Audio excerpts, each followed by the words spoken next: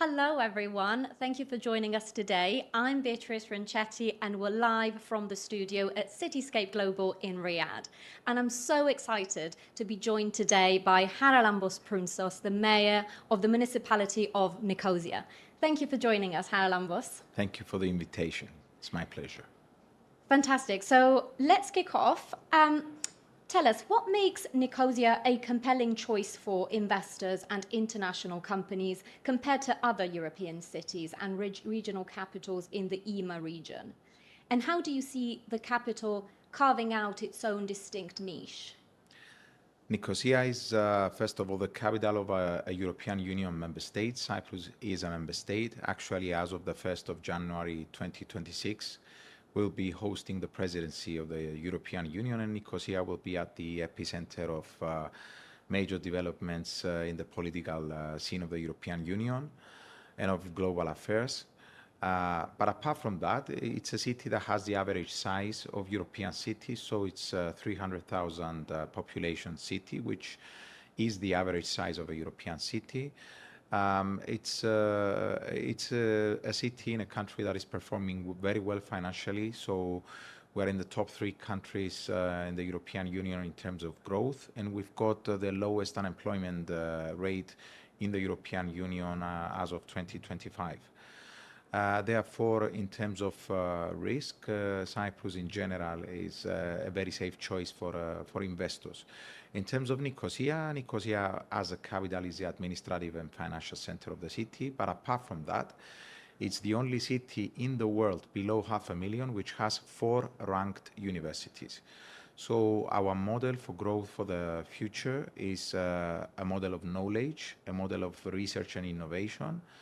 And towards this goal, we have invested heavily to attract major talent in the research and technology field, and it's working pretty well. People are always looking for the essentials, so schooling, healthcare, and safety are 3 very fundamental questions that a person will ask if they want to relocate or if they want to invest in a country, because they are the fundamentals that make a family feel safe. And Nicosia is one of the safest cities in Europe. Crime rates are very low. The environment is lovely because it's a very we've got great weather. We've got more than 320 days of sunshine across the year. For people from the Scandinavian countries, of course, our August might be a bit too hot for them.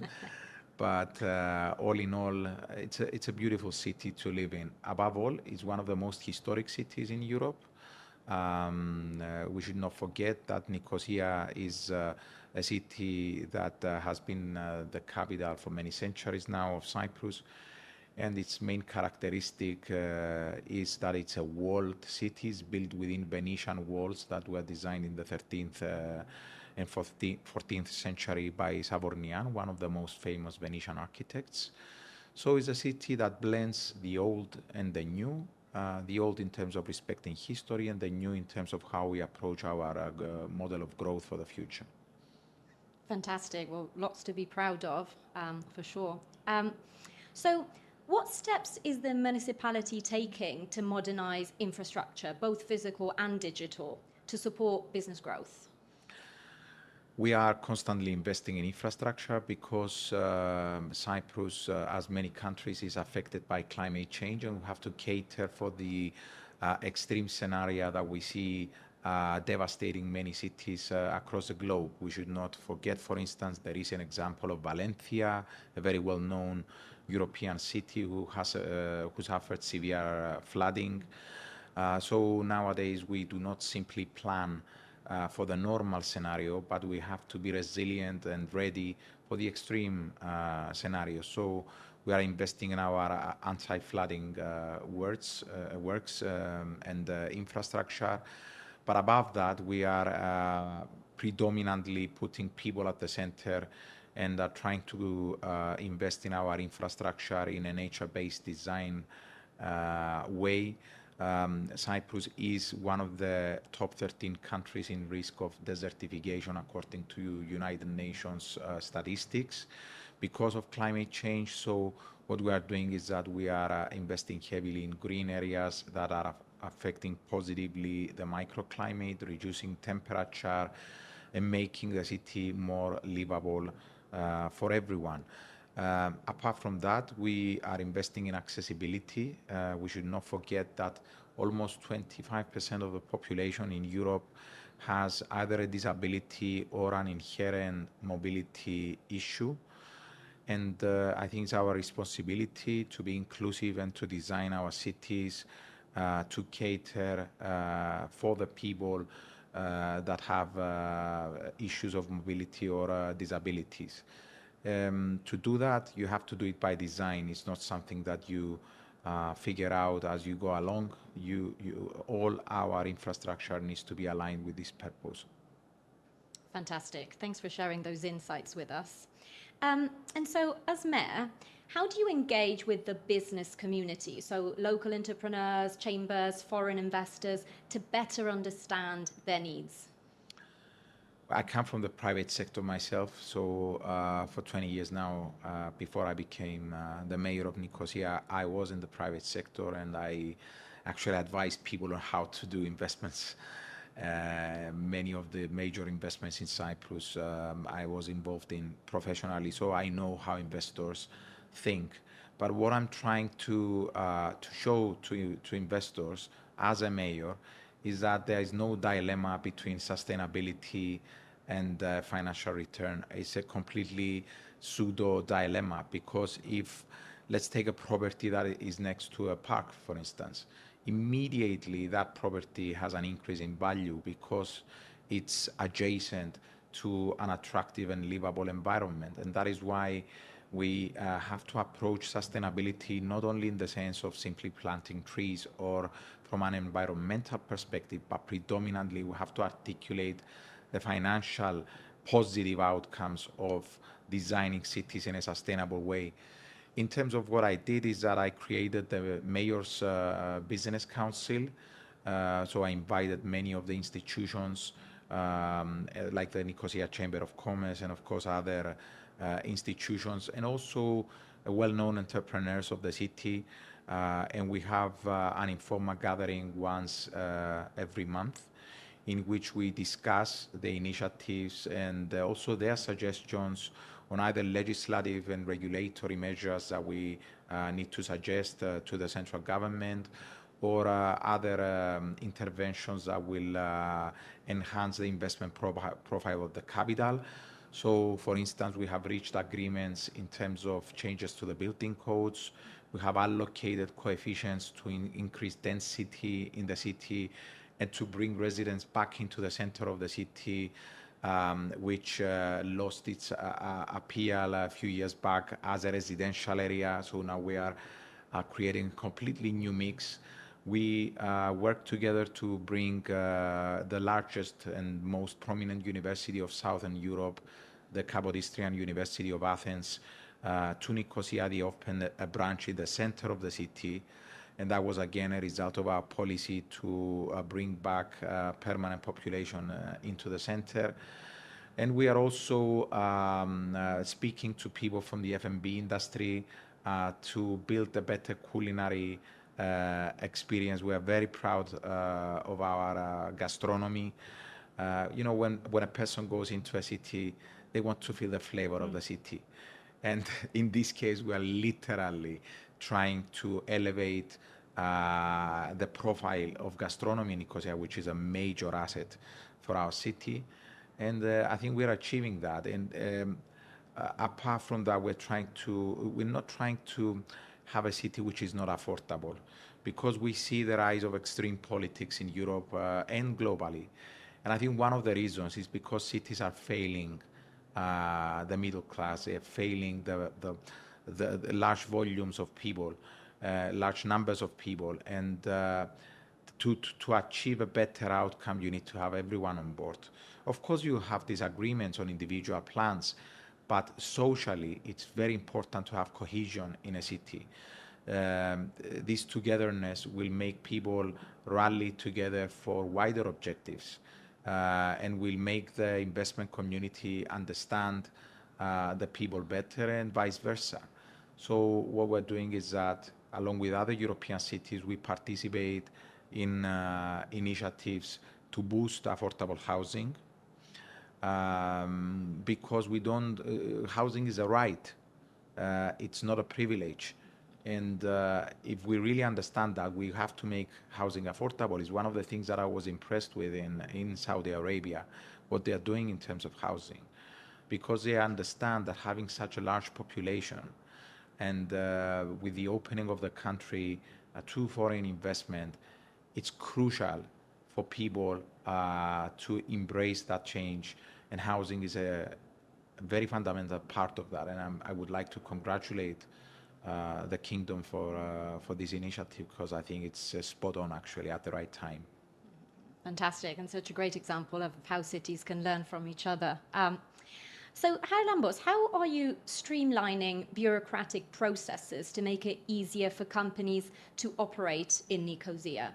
Are there specific incentives, policies, or partnerships you've introduced to attract international firms or startups, perhaps? I mean, obviously, bureaucracy has been an issue for all administrations in the last few years. It is not only about having fancy systems, it's about operational design, really, and challenging every single process within your organization.